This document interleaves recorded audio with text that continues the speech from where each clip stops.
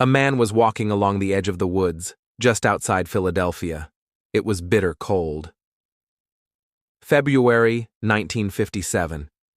He wasn't supposed to be there. No one was. The trees were bare, the ground brittle. Then he saw it, a discarded box near the brush. Something about it felt wrong. He stepped closer, expecting maybe garbage, maybe something alive. But what he found wasn't trash. It was a boy, naked, bruised, folded into himself like he didn't want to be seen. The box had once held a bassinet. Now, it held a corpse, and no one knew who he was. They called him America's unknown child. No name, no missing persons report. Just a small boy between 4 and 6 years old, weighing barely 30 pounds. His hair had been crudely chopped. He was covered in small scars. His hands and feet were wrinkled, like he'd been submerged in water for hours or longer. Someone had taken great care to erase him, and yet, someone had once cared. A fresh haircut, trimmed nails. Was it kindness or control? The police were horrified. They photographed him, dressed him in clothing, placed his picture in newspapers across the country. They even sent out crime scene photos with his arms gently crossed, hoping someone, anyone, would recognize him. But no one came forward. This is the moment you realize it wasn't just a murder. It was an erasure. The boy had never been reported missing. No grieving family, no desperate parents, just silence.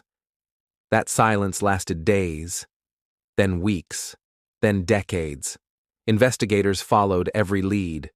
They traced the box. It came from a J.C. Penney, part of a baby bassinet shipment.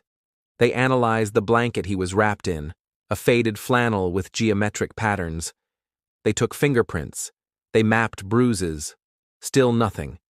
And yet, the boy's face haunted the country.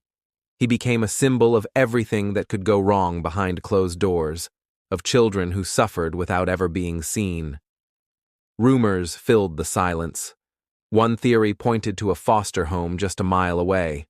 Locals whispered about abuse, about unwanted children passed around like furniture, but when police searched the home, they found nothing definitive. Then there was the Martha confession. A woman claimed her mother had purchased the boy. Yes, purchased, and kept him locked in a basement.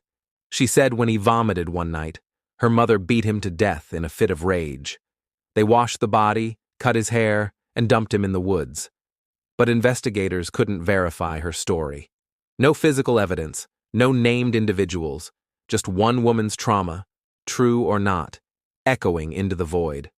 The boy was buried in a local cemetery, beneath a stone that read, "Heavenly Father, bless this unknown boy." Years passed. Decades. New detectives picked up the case. Each one felt a connection. Each one made it personal. Still, no answers. Until 2022. After 65 years, investigators tried something new, genetic genealogy. They extracted DNA from strands of the boy's hair. They uploaded it to ancestry databases. And slowly, a name began to emerge. Joseph Augustus Zarelli, born in 1953. A birthday, a family, a sliver of light in a case drowned in shadow. But even with a name, the mystery didn't end. His parents are known, but long dead. His family tree revealed dysfunction, secrecy, silence. No one would say how he died, or why he was never missed. So here we are. A boy lost to time, now remembered. Not just a ghost in a box, but a child with a name and a story. And maybe the most horrifying part isn't that he was killed. It's that, for 65 years, no one came looking. Thank you for listening to The Lantern's Tale. If you enjoyed this true story, join us next time, if you dare.